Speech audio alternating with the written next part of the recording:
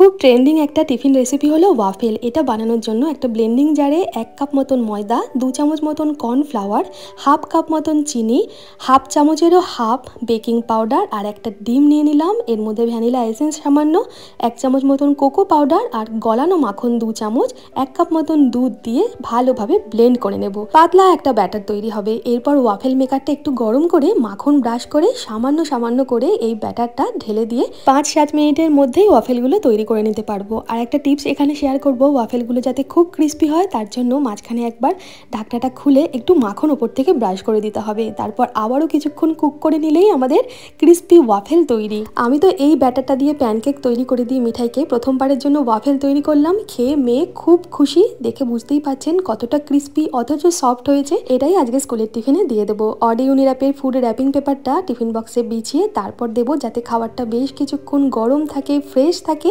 কারণ Audi ইউনিরাপ 100% eco friendly. এরপর আপনাদের সাথে যে ওয়াফেলের রেসিপিটা শেয়ার করব তার মধ্যে না থাকবে চিনি, না থাকবে ময়দা, হেলদি উপায়ে চেষ্টা করব আপনাদের সাথে শেয়ার করার।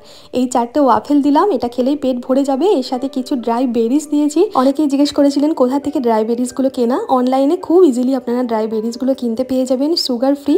কিছুটা বেদানা দিয়েছি আর 1 বোতল জল দিয়েছি। কেমন লাগলো আজকে টিফিন আইডিয়া অবশ্যই কমেন্ট করে জানাবেন। ভালো লাগলে লাইক শেয়ার করতে ভুলবেন না।